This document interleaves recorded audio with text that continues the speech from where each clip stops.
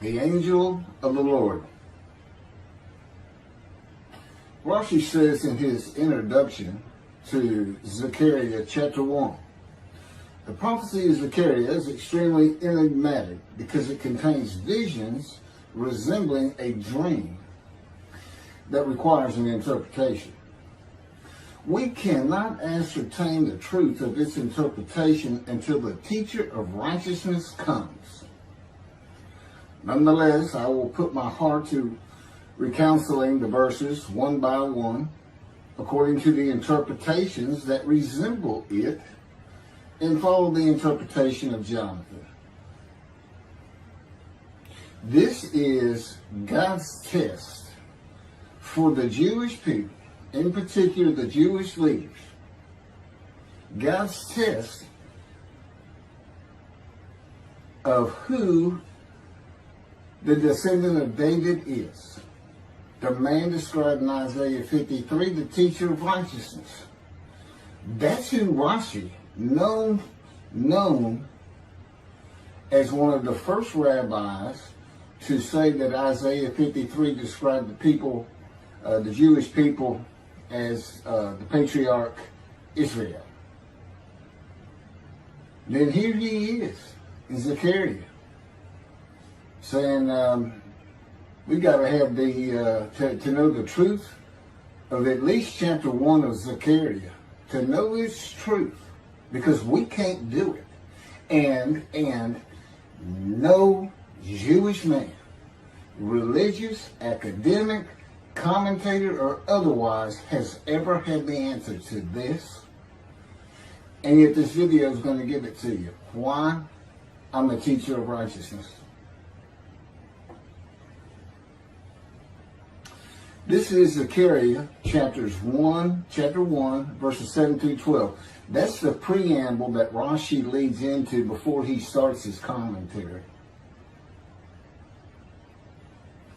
And this is in midrash form. That's where I take parts of a verse and interpret each in individual segments. Verse 7.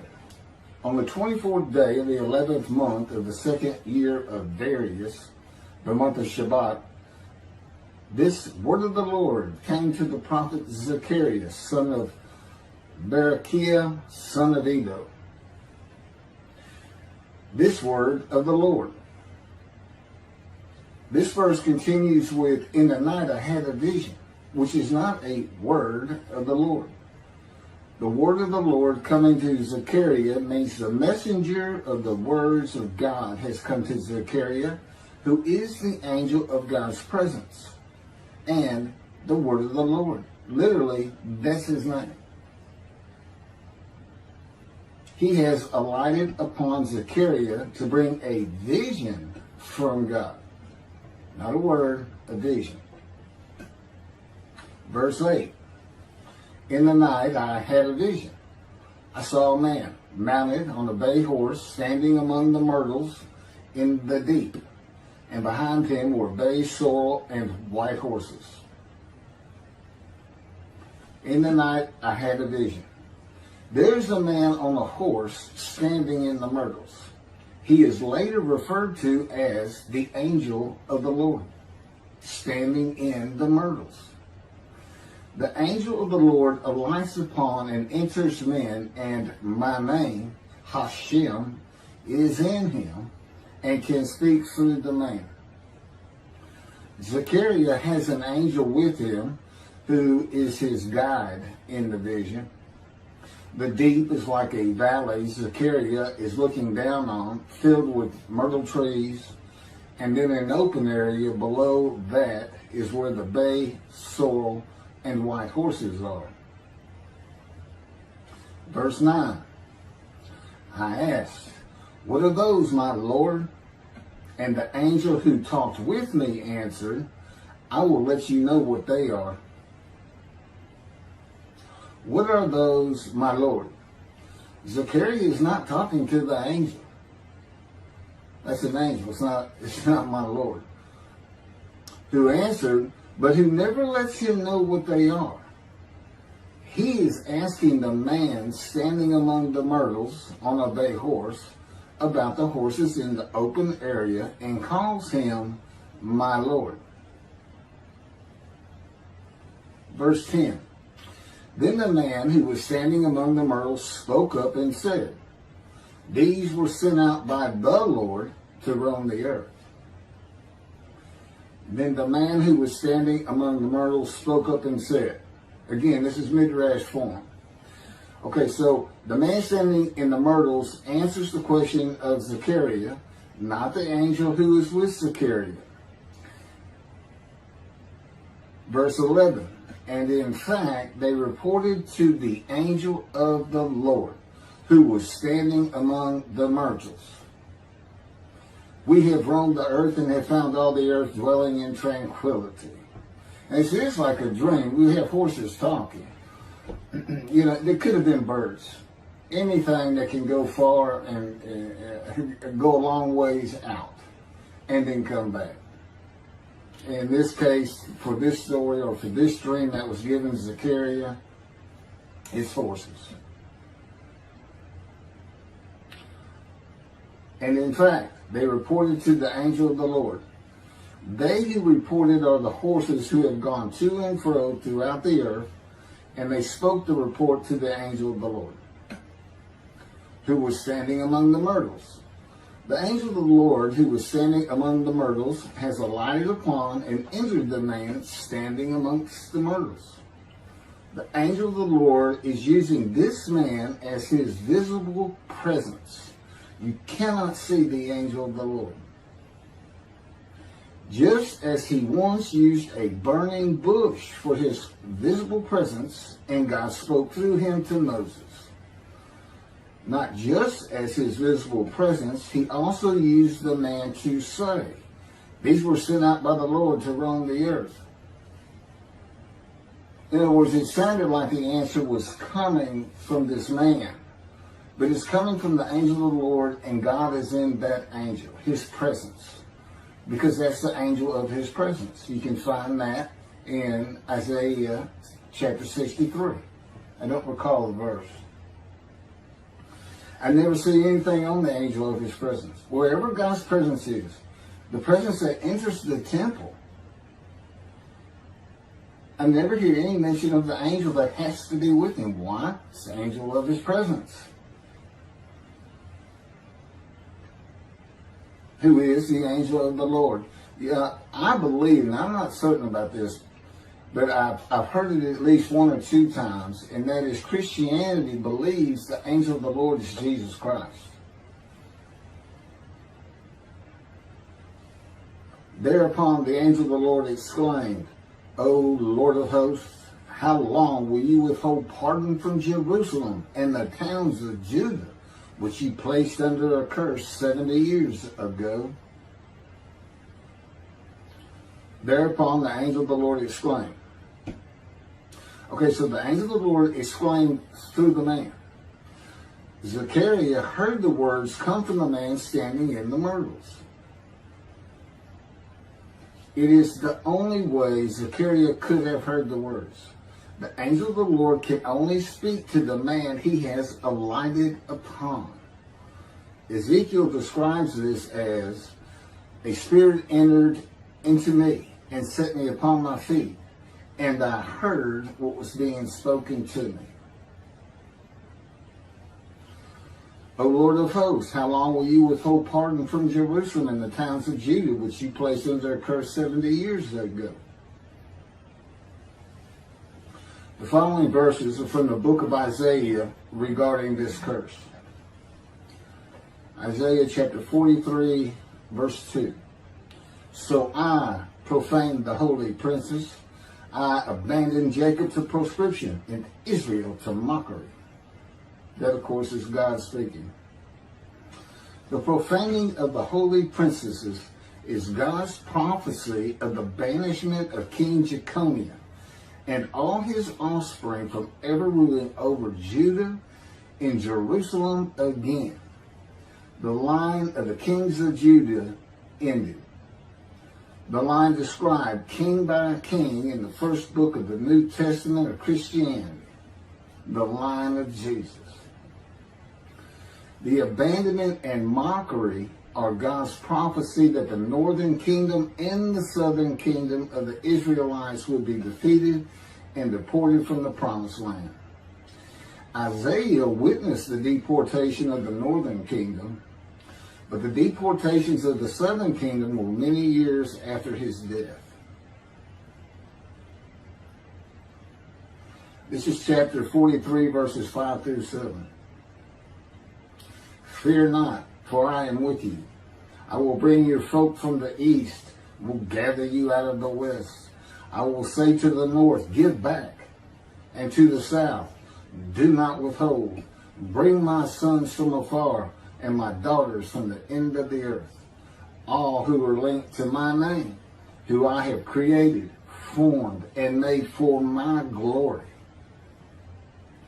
Okay, this is God's prophecy that all the tribes of Israel would return from the Assyrian deportations of the tribes east of the river Jordan, that were Reuben, Gad, and the half tribe of Manasseh, and all the tribes of the northern kingdom, deported by Assyria, defeated and deported, and the Babylonian deportations of the southern kingdom.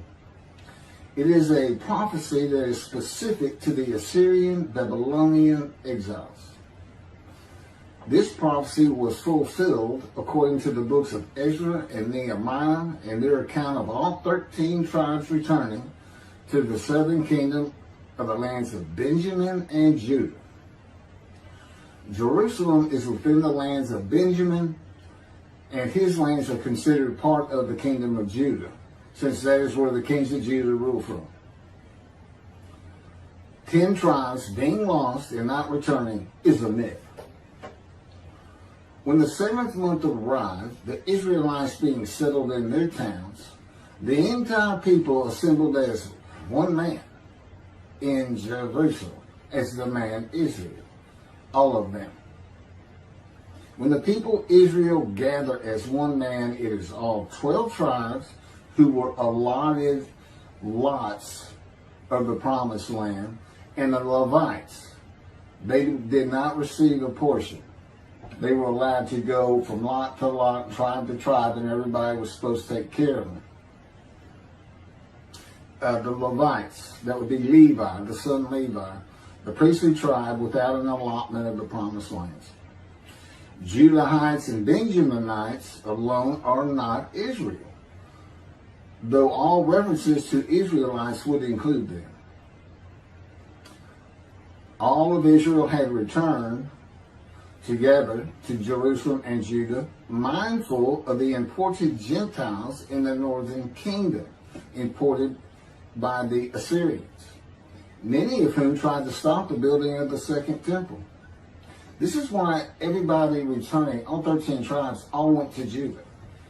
The northern kingdom was occupied by Gentiles, I would assume Assyrians and Arabs.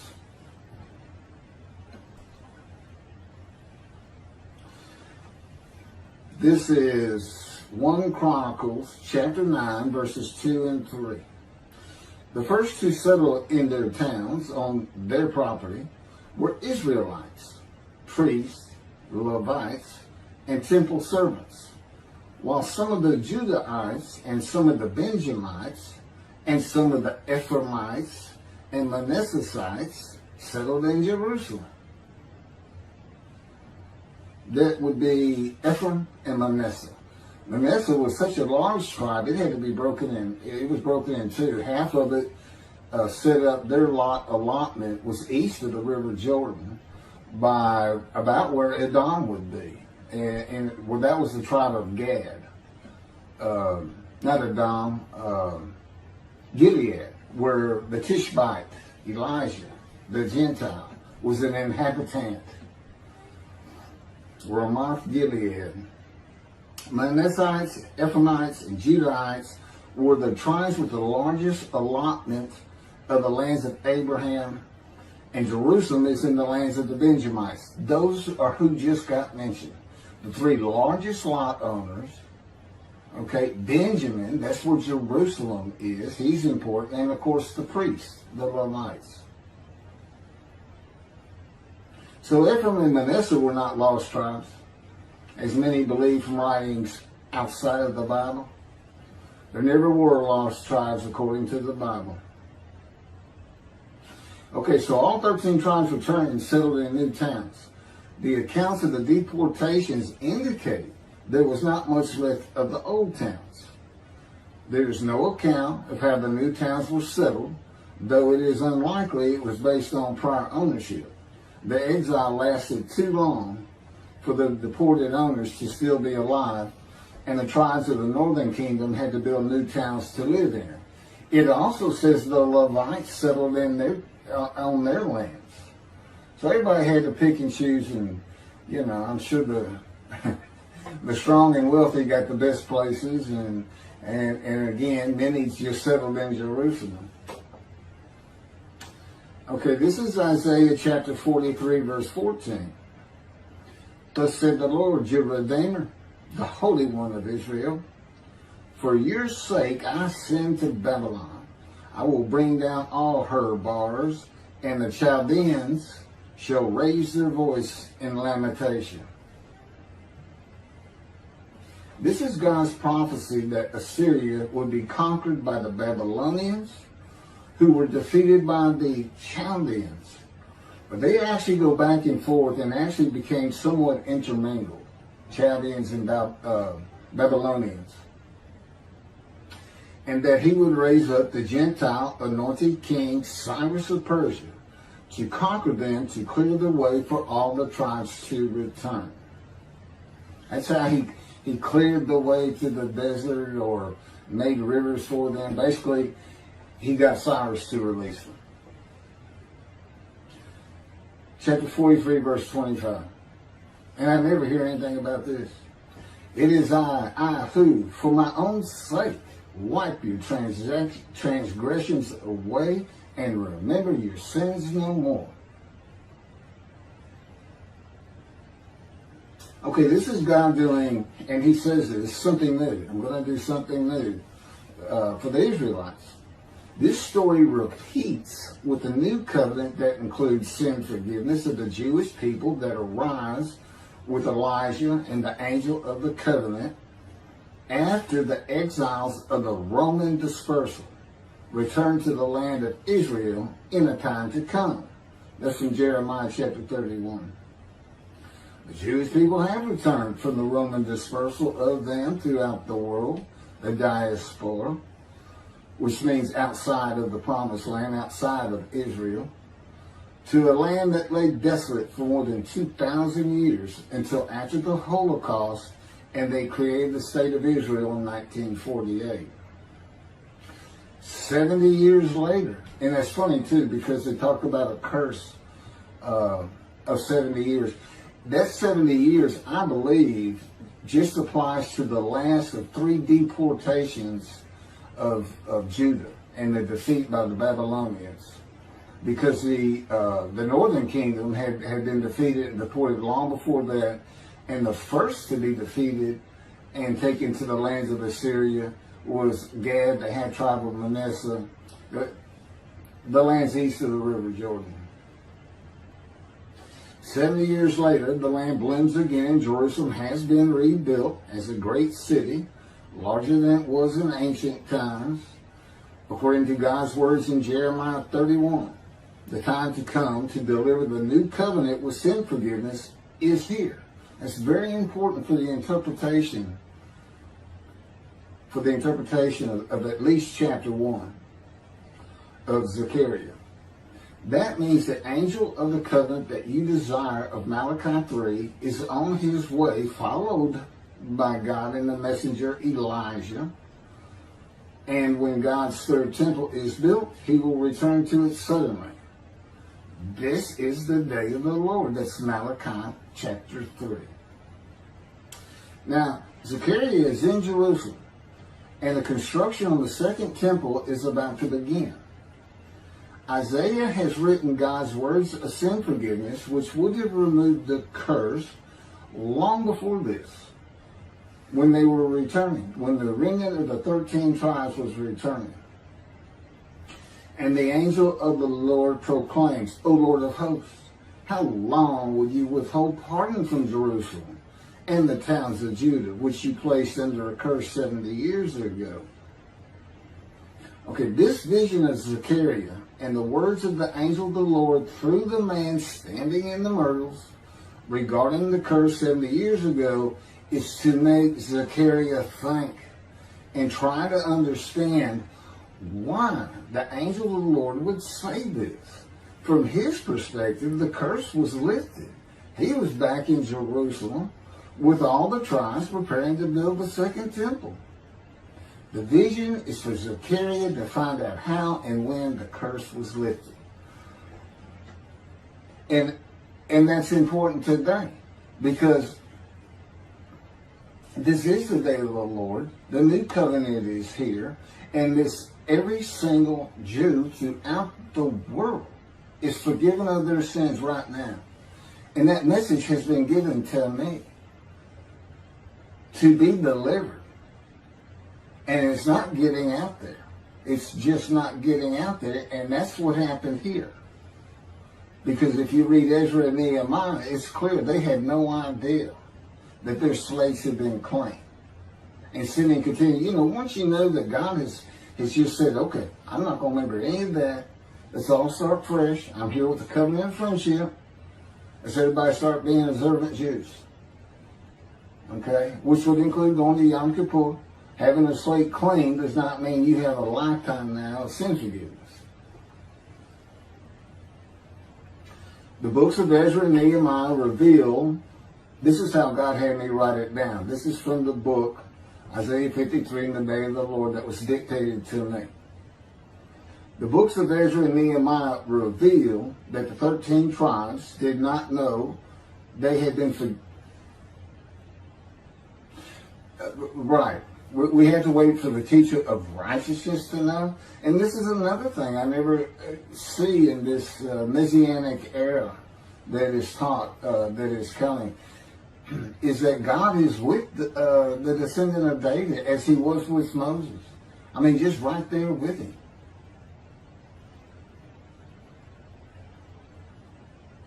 The books of Ezra and Nehemiah reveal that the 13 tribes did not know they had been forgiven of their sins to be a holy seed in the building of the second temple.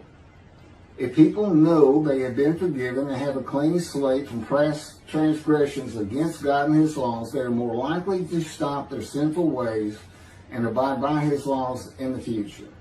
The scroll of Isaiah needs to be found and interpreted by Zechariah and the religious leaders so they will know of God's forgiveness of their sins.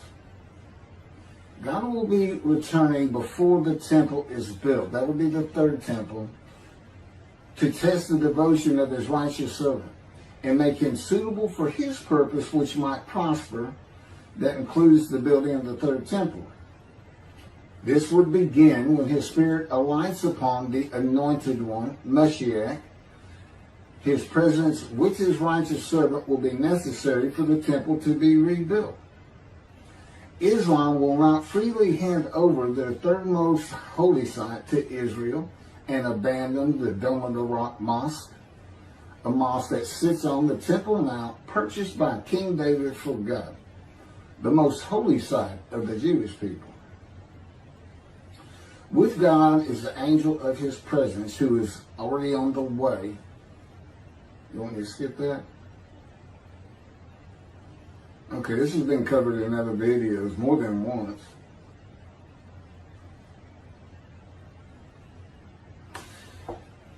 The prophet like Moses will have other similarity to Moses beyond writing God's words at his command and direction, as this was written. At God's command and direction, I typed those words. To the greatest degree possible for any human being, Moshe's identity and existence became one with the Creator. Now that's who you're looking for when you say the prophet like Moses. It's not Joshua. I've heard that one, which is, it says right there on that page, there's never been another prophet like Moses. Well, his attendant Joshua standing right there, if that's, anyway. Moshe's identity and existence became one with the Creator. I don't think you can say that of Joshua. I don't think you can say that of any man until the Spirit of God alights upon him in chapter 11 of Isaiah. He surrendered himself to God to the extent that our sages say the Shekinah, divine presence, which is the angel of his presence, who is the Holy Spirit. He's an angel, and his body is not human form with wings. His body is the Spirit of God. Wherever God is, his Spirit is. Wherever his presence is, the angel of his presence is. They're always together. So when they alight upon a man and say, okay, we have tasks for you, that man immediately becomes a man in divine beings. And that's the Shekinah. That's the Spirit of God and the presence of God entering into the temple, which would include the angel of his presence. The Shekinah spoke through Moshe's throat. As I have mentioned, God can speak through me. You're only going to know it, just like with the man standing in the myrtles, by the words that are spoken. Okay? Because it's my voice. But it's not me. You know, I can tell the difference. You can't, other than those would be how God would state it. And you can, if you watch closely, you can see it happen in all these videos. I mean, for the most part. Where God just, you know, he just throws out a sentence or two. And I just keep going, you know. I let him get done, and I just pick up from there. We've been working on this for over 13 years. That's from the Zohar, Volume 3, page 232a. And then it says, i.e., he was God's veritable mouthpiece on this earth. That's from the Sefer Hashikos 5749, Volume 1, page 290, and a footnote. The prophet, like Moses, will also have the answer to these questions. Quote, the great Jewish philosophers try to understand the question of how Moses heard God literally, some insisting that God spoke actual words and Moses heard them with his ears, while others suggest that God's speech was communicated silently to Moses' intellect and only uttered in sound by Moses himself. Maimonides, Rambam, even as he affirmed the communication between God and Moses as a fundamental Jewish belief, ultimately conceded the mysteriousness of that process. The entire Torah reached Moses from God in a manner which is figuratively described as speech, but no one has ever known how that took place except Moses himself, whom that speech reached. That's commentary on the Mishnah, Sanhedrin, chapter 1. Well, I have the answers, and I've been telling you the answers. God is in his Spirit. Spirit enters into you, because we find it in Ezekiel. There's where God tells you. God was telling Ezekiel, Ezekiel, get up on your feet. Ezekiel says, at that very moment, a spirit entered into me, and I could hear the words of God. There it is. When he enters him. Now, he's not hearing that through his ears. There's the first question answered. It's not to your ears. And there is a silent knowing. That's what we call it, what God has taught me. Now, generally, I just hear words as though they came in through my ears and they're in my mind, as though my eyes and my ears had perceived. But he can put just knowledge into my mind without uttering a word. And it's kind of can be pointed out